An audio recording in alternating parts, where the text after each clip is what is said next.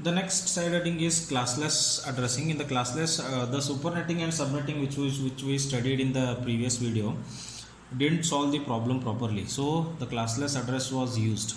Okay, so although it is not a long time solution is when we migrated from IP version 4 to IP version 6, but it is, we can call it as a short time solution. But nowadays we use classless addressing only.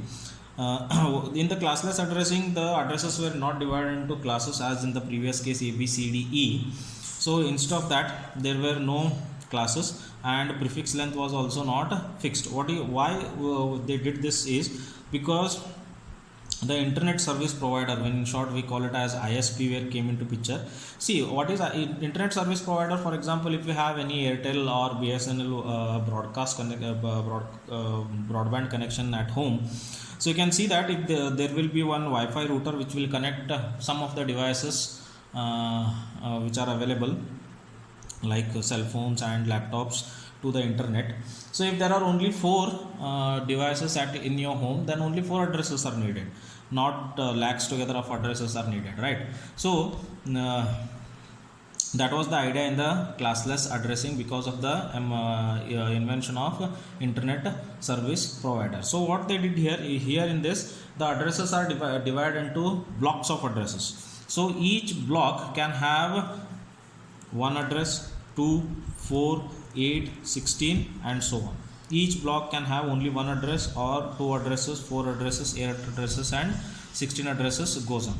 Now what these define, it defines that if the number of addresses in a block is 1, it means only one device can be connected in the network. If the number of addresses are 2 in the network, there can be only 2 devices. If the 4 and 4, if 8 and 8, right? So here also there is prefix and suffix idea.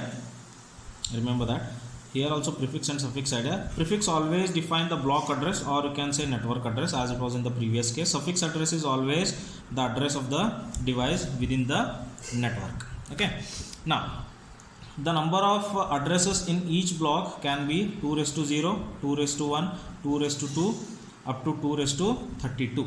It means only one restrictions they have put is the total number of addresses in each block should be power of 2. 5 addresses cannot be given to any block. For example, if there are only 5 devices in the network, then 2 raised to 3 is the nearest one. It means 8 addresses will be given.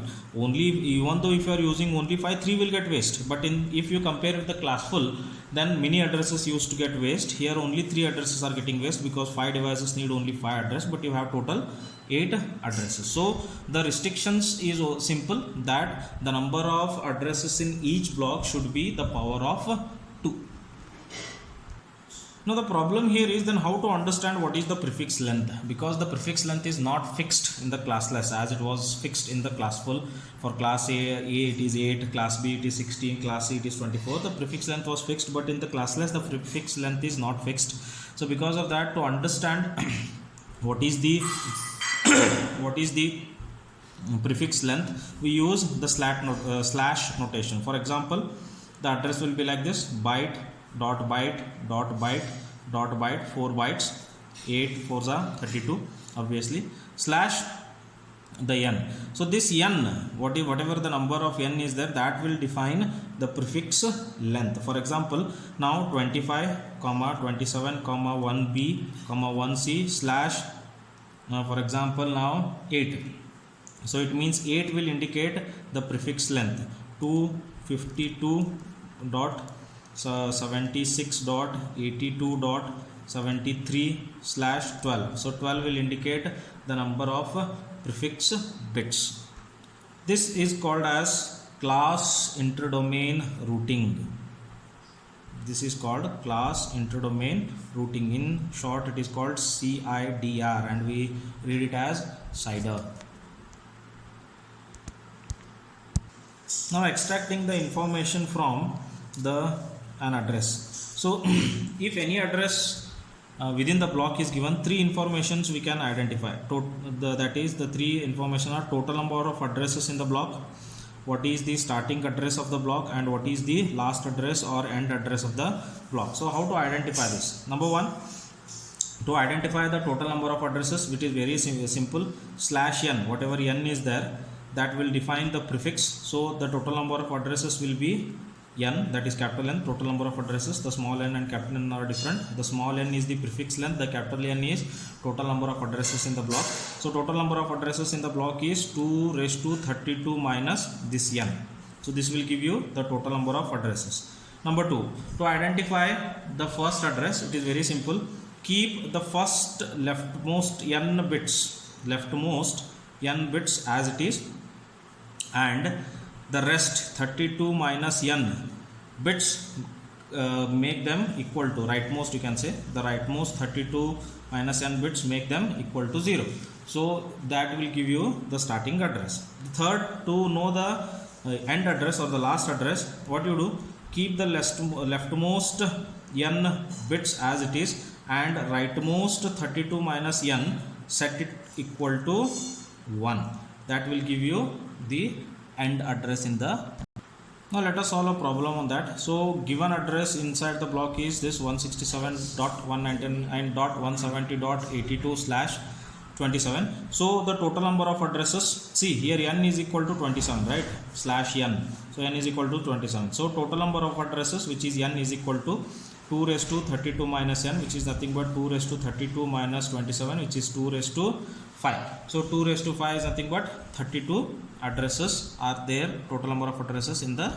Now second piece of information, to find out the first address in the block, convert these addresses into binary first.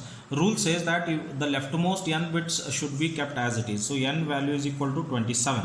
So 27 bits should be kept as it is, right? So 20, or you can say the 5 bits needs to be converted into zeros, the rightmost.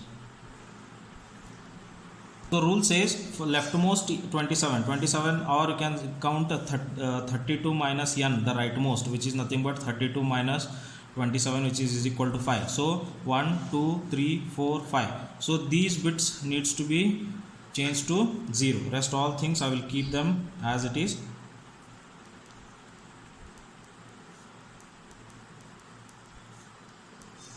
And last 5 I have made 0.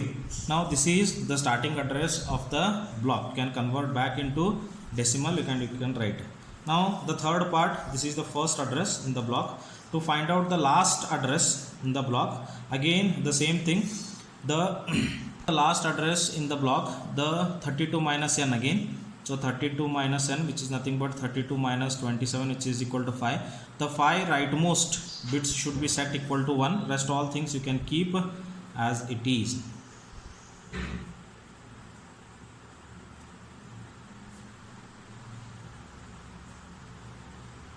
So this is the last address in the block. So like this we can find out the total number of addresses, the first address, the first address and the last address inside the block.